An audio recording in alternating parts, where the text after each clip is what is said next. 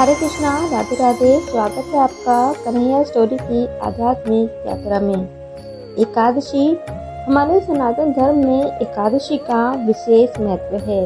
एकादशी भगवान विष्णु को अति प्रिय है। एकादशी माह में 2 बार आती है, कृष्ण पक्ष की एकादशी और शुक्ल पक्ष की एकादशी। कार्तिक माह के शुक्ल पक्ष की एकादशी को देव उठानी एकादशी कहते हैं। इसे प्रबोधनी एकादशी, देव उठानी एकादशी के नाम से भी जाना जाता है। आज के दिन विशेष रूप से भगवान विष्णु की पूजा अर्चना की जाती है। इसके साथ ही चतुर्मास का समापन होता है। चतुर्मास के दौरान भगवान विष्णु का शयन काल होता है। शास्त्रों में इस एकादशी का बड़ा ही महत्व है। आज के दिन विशेष रूप से भगवान विष्णु की पूजा अर्चना की जाती है। इस दिन से शुभ कार्यों की शुरुआत हो जाती है। मान्यता है कि इस दिन भगवान विष्णु 4 माह के शयन काल के बाद जागते हैं। वहीं विष्णु पुराण के अनुसार विष्णु जी ने शंकासुर नामक भयंकर राक्षस का वध किया था और फिर आषाढ़ शुक्ल पक्ष की एकादशी को क्षीर सागर में शेषनाग की शैया पर भगवान विष्णु ने शयन किया था। फिर 4 माह की निद्रा के बाद आज के दिन भगवान विष्णु जागते हैं। धार्मिक मान्यताओं के अनुसार भगवान श्री हरि योग निद्रा से जागने के बाद सर्वप्रथम श्री हरि वल्लभा यानी कि माता तुलसी की पुकार सुनते हैं। प्रबोधनी एकादशी के दिन तुलसी विवाह कराने की भी परंपरा है। इस दिन शालिग्राम और तुलसी का विवाह कराया जाता है। तुलसी विवाह के साथ ही विवाह के शुभ मुहूर्त भी शुरू हो जाते हैं। कहते हैं कि जो कोई भी ये शुभ कार्य करता है उनके घर में जल्द ही शादी की शहनाई बजती है और पारिवारिक जीवन सुख से बीतता है। तुलसी और शालिग्राम के विवाह का आयोजन ठीक उसी प्रकार से किया जाता है जैसे कि कन्या के विवाह में किया जाता है। इस एकादशी के दिन तुलसी विवाह उत्सव भी मनाया जाता है। इसके संदर्भ में एक पौराणिक कथा प्रचलित है जो कि इस प्रकार से है। एक बार शिव जी ने अपने तेज को समुद्र में फेंक दिया था। उससे एक महातेजस्वी बालक का जन्म हुआ। यह बालक आगे चलकर जलंधर के नाम से पराक्रमी दैत्य राजा बना। इसकी राजधानी का नाम जलंधर नगरी था। दैत्यराज कालनेमी की कन्या वृंदा का विवाह जलंधर से हुआ। जलंधर महाराक्षस था। अपनी सत्ता की मत में चूर उसने माता लक्ष्मी को पाने की कामना से युद्ध किया, परंतु समुद्र से उत्पन्न होने के कारण माता लक्ष्मी ने उसे अपने भाई के रूप में स्वीकार किया। वहां से पराजित होकर वह देवी पार्वती को पाने की लालसा से कैलाश पर्वत पर गया। भगवान देवाधिदेव शिव का ही रूप धरकर माता पार्वती के समीप गया, परंतु मां ने अपने योग बल से उसे तुरंत पहचान लिया तथा वहां से अंतर्ध्यान हो गई।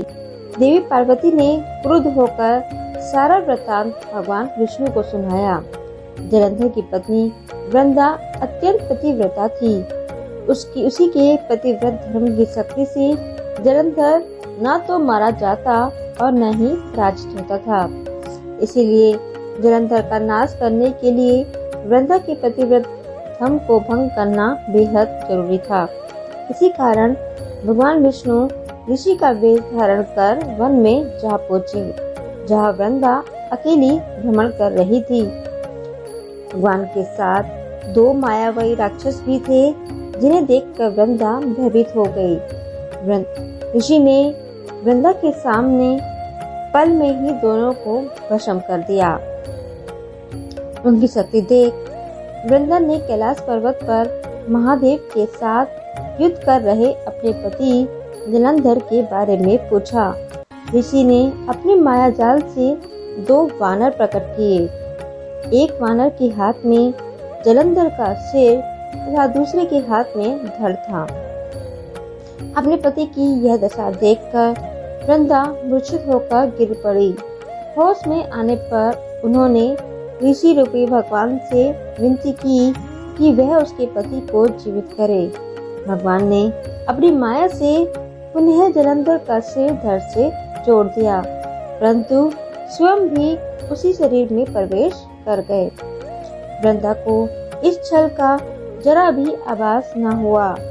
जलंधर बने भगवान के साथ वृंदा पतिव्रता का व्यवहार करने लगी, जिससे उसका सतीत्व भंग हो गया।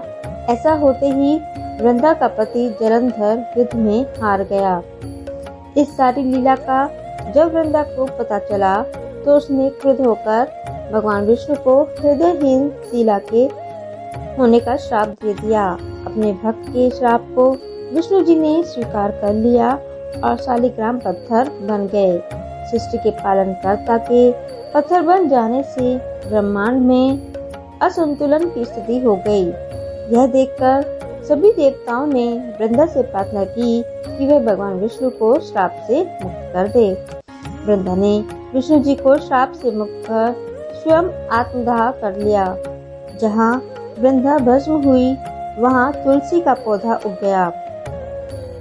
भगवान विष्णु ने वृंदा से कहा कि हे वृंदा, तुम अपने सतीत्व के कारण मुझे लक्ष्मी से भी अधिक प्रिय हो गई हो। अब तुम तुलसी के रूप में सदा मेरे साथ रहोगी। तभी से हर साल कार्तिक माह के देवउठानी एकादशी के दिन तुलसी विवाह के रूप में मनाया जाता है। जो मनुष्य भी मेरे शालिग्राम रूप के साथ तुलसी का विवाह करेगा, उसे इस लोक और परलोक में विपुल यश प्राप्त होगा। उसी दैत्य जलंधर की यह भूमि जलंधर के नाम से विख्यात है। सती वृंदा का मंदिर मोहल्ला कोट किशनचंद में स्थित है। सच्चे मन से 40 दिन तक सती वृंदा देवी के मंदिर में पूजा करने से सभी मनोरथ पूर्ण होते हैं। जिस घर में तुलसी होती है वहाँ यम के दूत भी असमय नहीं जा सकते। तो ये थी देवउठानी एकादशी व्रत कथा। आपको कैसी लगी नीचे कमेंट बॉक्स में लिखकर अवश्य बताएं। अगर वीडियो पसंद आए तो इसे लाइक करें और ज़्यादा से ज़्यादा शेयर करें। और मेरे वीडियो पर अगर पहली बार आए हैं तो इसको सब्सक्राइब करना ना भूलें। द बेल आइकन को जरूर दबाएं, जिससे मेरी आगे आने वाली वीडियो की नोटिफिकेशन आपको आसानी से मिल जाए। राधे राधे।